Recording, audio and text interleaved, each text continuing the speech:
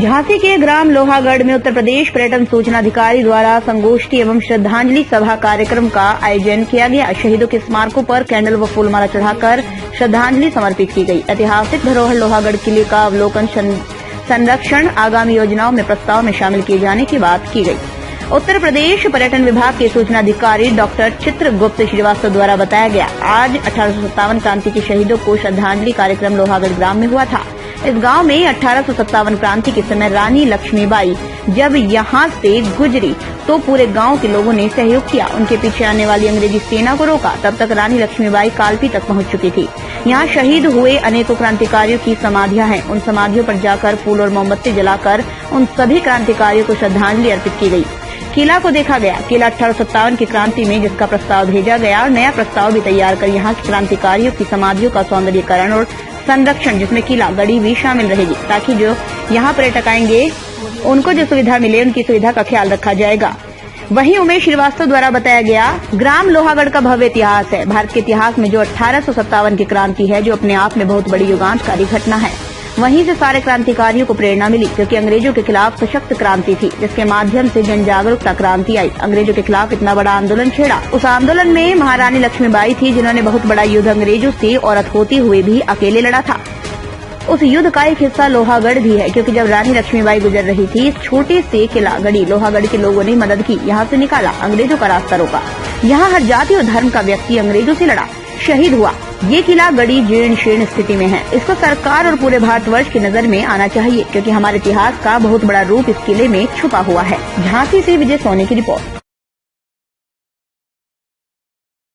श्रीवास्तव है। और क्या इतिहास है यहाँ का लोहागढ़ का? देखिए, यहाँ का बड़ा भव्य इतिहास है, क्योंकि भारत के इतिहास में जो 1857 की क्रांति है, वो अपने आप में एक बहुत बड़ा एक युगांतकारी घटना है हमारे क्रांति में। और वहीं से सारे क्रांतिकारियों को प्रेरणा मिली, क्योंकि अंग्रेजों के खिलाफ वो पहले ही ऐसी सशस्त्र क्रांति थी, जिसके माध्यम से जन जागरूकता आई और अंग्रेजों के खिलाफ एक इतना बड़ा आंदोलन छिड़ा।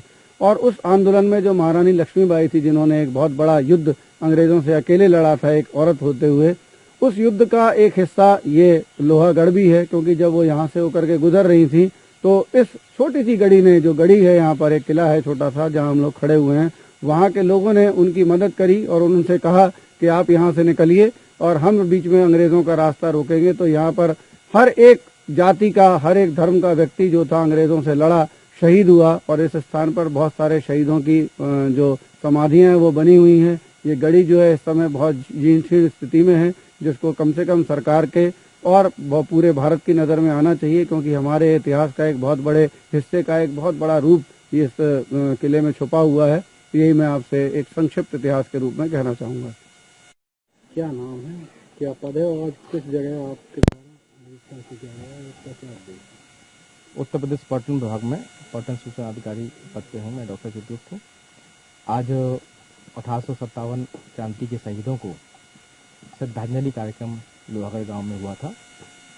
इस गांव में 1857 क्रांति के समय रानी लक्ष्मीबाई के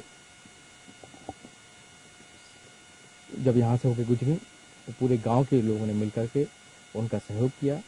उनके पीछे आने वाली अंग्रेजी सेना को गांव वासियों ने रोका। तब तक रानी लक्ष्मीबाई कालपी तक पहुंच चुकी थी। यहाँ उस समय शहीद हुए अनेक क्रांतिकारियों की समाधियां हैं। उन समाधियों पे आज जाकर के उन्हें सब फूल और मोमबत्ती जला करके उन सभी को श्रद्धांजलि अर्पित की गई है। श्रद्धालुओं को ये यहाँ की गढ़ी है, इसका भी आज सभी लोगों ने मिलकर के यहाँ देखा और शहीदों को श्रद्धांजलि अर्पित की। इसमें गढ़ी में क्या पाया गया, क्या आपने करना है और इससे आप क्या? एक प्रस्ताव अभी 1857 क्रांति में एक स्थानों के रूप में इसका प्रस्ताव भेजा गया है। एक नया प्रस्ताव भी तैयार करके भेजा जाएगा शासन को, जिसमें यहाँ के क्रांतिकारियों की समाधियों का सौंदर्यीकरण और उनका संरक्षण निहित होगा।